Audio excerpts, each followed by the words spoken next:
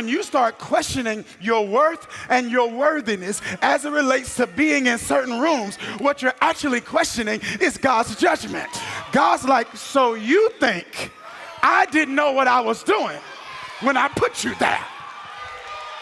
I put you there because I know something about you that you don't know.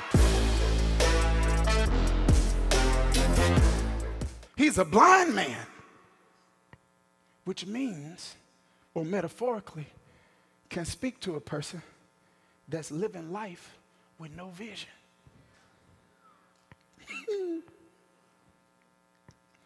Helen Keller is quoted as saying this, that Mississippi Miracle said, the only thing worse than being blind is having sight with no vision.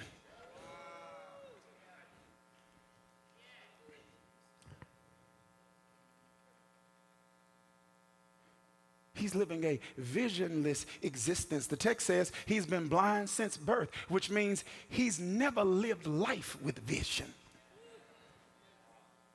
So darkness is normal. Did you hear what I just said?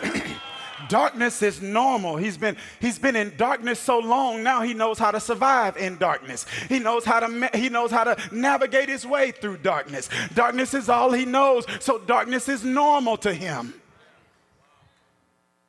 Because we can deal with darkness or dysfunction for so long that we become functional in the midst of dysfunction, not realizing that it's still dysfunctional even though I'm functional in it. Darkness. And here's the thing, I don't know if you've ever tried to walk around in the dark, but if you have, it increases the likelihood of injury. Did you hear what I just said? I said you can bump your toe or you can run into something with your forehead, because when you're operating with a visionless existence, it increases the likelihood of injury. And there are some injuries we've had relationally. There are some injuries we've had emotionally. There are some injuries we've had spiritually. There are some injuries we've had professionally because we were walking around in the dark. Might I tell you, some people like you better when you blind, because some people are saying you changed. No, I ain't changed. The difference is God's opened my eyes. And now that he's opened my eyes, you know I can see you. And I can see that you're not for me the way you say you for me.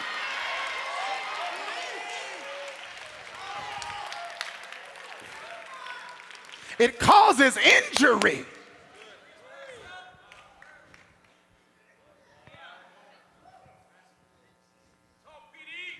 But watch this. I don't know if you walked around in the dark, but not only does it cause injury, it also inhibits acceleration. You don't go fast in the dark.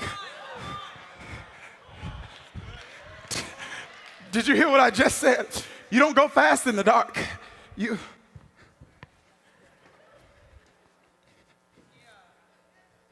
And some of us know what it's like to not move at the pace and at the speed and at the rate you've got the potential to move in. Your legs work, so you got the ability to do it, but your eyes don't, and so you can't see. And so, did you hear what I just said? And so you're wrestling with the reality of feeling like you're behind schedule because you've been walking around in the dark.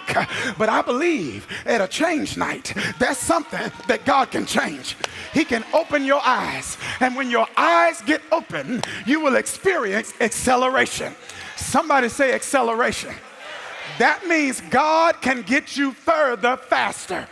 Joel put it this way: it is the redeeming of time. He buys back time. He doesn't give you more time. That's not redemption. He buys back old time.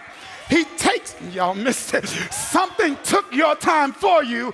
God walks into the pawn shop and takes it back and says, I'm going to do more in the time you got left than you could have did in the time you wasted. He said, when I redeem 10 years, it means I take 1 year and I do for you in 1 year what you couldn't do for yourself in 10. Acceleration, acceleration, acceleration, Acceleration. And if acceleration is connected to my sight and not my conditions, then acceleration can happen at any moment. If acceleration is determined by some internal revelation and not some social condition, it means that it doesn't matter if there's a pandemic. It doesn't matter if gas prices are high. It doesn't matter if no one will help me. It doesn't matter if no one supports me. As soon as I can see, I can move. Did you hear what I just said? I said, as soon as I can see, I can move. I need somebody to just touch yourself and say, I see something. I see something. God must be getting ready to move some things in my life. Y'all ready for this? I don't know if y'all ready for this next. You sure you ready? Okay, here it is. It increases the likelihood of injury now. It inhibits your acceleration.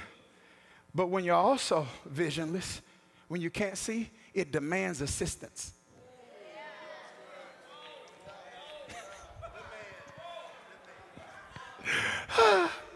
Did you hear what I just said? It demands assistance. It means you have to have other people do things for you that you could do for yourself if you could see.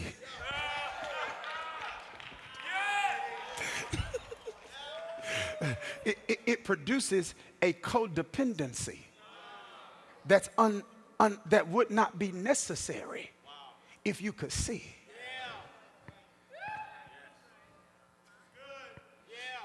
It requires unrelenting affirmation from others that wouldn't be necessary if you could see. Right? It makes it more difficult to overcome and arrest imposter syndrome. Always feeling like you don't belong. Not realizing that the questioning of myself in certain rooms is actually the questioning of God's judgment. Did you hear what I just said? I said when you start questioning your worth and your worthiness as it relates to being in certain rooms, what you're actually questioning is God's judgment. God's like, so you think I didn't know what I was doing when I put you there? I put you there because I know something about you that you don't know. And I'm trying to open your eyes so that you can see you belong here. I feel old school church in here tonight. Somebody say, I belong here. Yeah, if God put me in the room, if I don't know why I'm there, I belong there. And if they don't know why you there, tell them that's not my issue. Because you wondering why I'm in the room, I'm wondering too. So if you got an issue with it, take it up with my supervisor.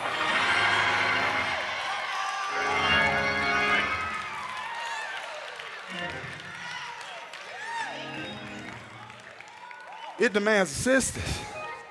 It makes me unnecessarily codependent. We should live interdependently. That's the way God made us. Somebody's an eye, somebody's a hand, somebody's a foot. Yes. But there's a difference between interdependence, which means me utilizing something God gave you that he didn't give me, versus codependence, which is where I'm relying on you for something God gave me. Did that make sense? There's a difference between interdependence and codependent.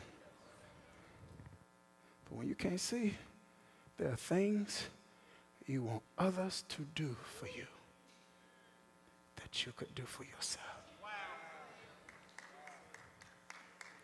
So when you see this man living a life of blindness, I want you to see him running in the walls his whole life. Did you hear what? I want you to see the issues that come from the issue. You don't understand the gravity of his circumstance if you are not clearly acquainted with what he actually had to go through his whole life it was more than he couldn't see. He kept running into walls. Kept feeling like he was behind schedule. Kept having to call and ask people to take him to the store. And they breathe heavy.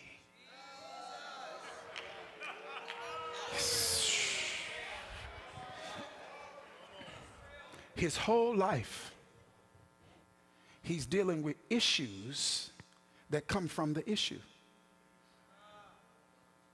And if all we see is the issue, we're missing the depth of his dilemma. He probably had bruises over his body from the times he ran into walls.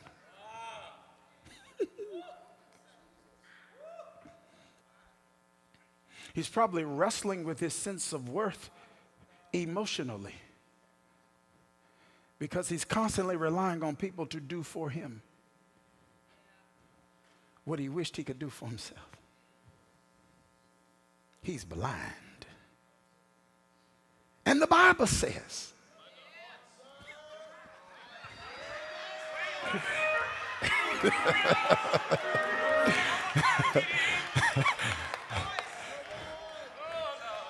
the Bible says, this blind man who'd been blind for birth ran into a man named Jesus.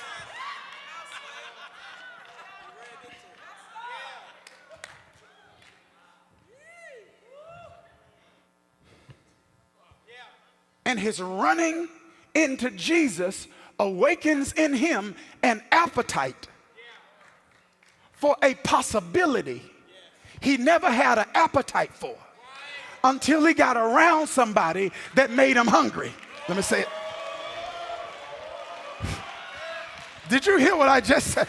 I said, all he knows is blindness. He's accustomed to blindness. He's comfortable with blindness. But then he runs into Jesus, and Jesus creates a hunger in him for a possibility of living with sight that he did not even desire before being exposed to somebody that made them hungry. And I just need to pause and ask you to audit your own relational orbit and ask, is there anybody in it that make you hungry?